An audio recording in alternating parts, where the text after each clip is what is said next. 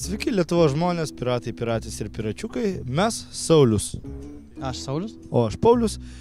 Mes nusprendėme atlikti socialinį tyrimą ir paklausinėti žmonių, inteligentiškai atrodančių ir šiaip žmonių, ar jie supranta, kas yra kultūros vagystė, arba kitaip sakant, kas yra piratavimas. Taigi Saulius atlik šį tyrimą, o aš einu haltūrinti teatrą. O, matau potencialų. Taip, atsiprašau jūsų. Galima pavogti iš jūsų keletą minučių? Keletą. O, panelė, palaukit, galima jūs trumpam pavoksiu aš? Ar galima pavogti iš jūsų trumpam laiką? Galima. Klausyk, galiu aš tave trumpam pavogti? Nu, galit. Jūs mėgstate kiną? Taip. Esi matęs filmą? Esu. O kur jį žiūrėjai? Nu, ką žinau, kine. Jeigu atvirai, tai aš nežiūriu filmų. Net ir nei mokamai, nei nemokamai, tik per televizorių. Nu, stengiamės į kiną eiti. Jūs esat ką nors gyvenime pavogus? Kas čia per klausimą? Atsisiunčiate filmus? Online žiūriu, atsisiunčiu retai, bet būna. Taip, o kai siunčiatės, mokate pinigus, kad siunčiatės? Nemoku. O, klausykit, vagie.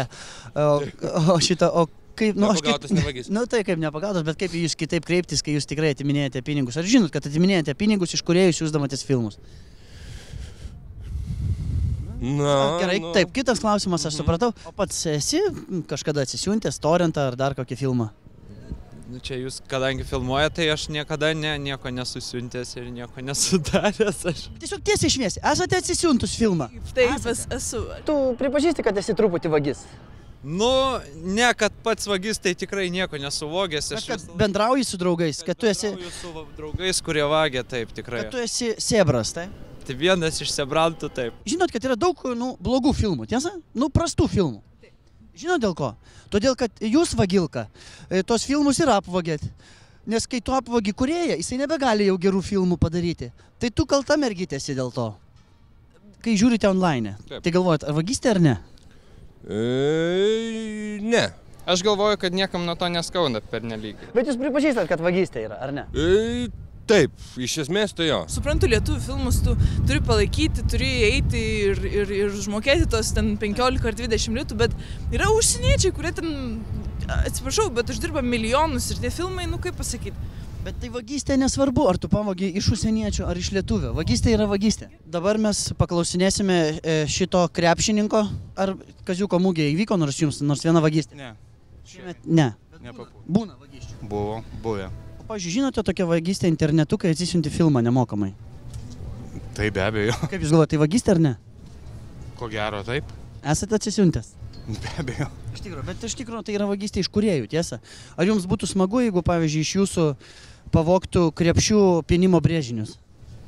Tikrai ne. Tikrai ne, tiesa?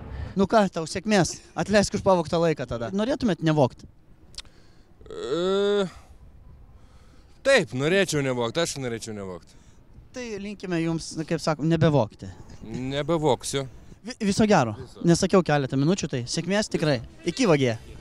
Taigi patys matėte, kad netgi visai iš pirmo žvilgsnio atrodantis toks inteligentiško veido jaunuolis gali būti vagis, banditas, akiplėša ir svetima pinigiautojas.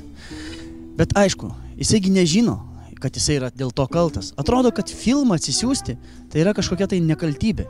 Žinot, mėlyjei, tai yra tas pats, kas nueiti, atsisėsti į svetimą automobilį, užsivesti jį ir tada su juo nurūkti. Bet taigi yra vagystė.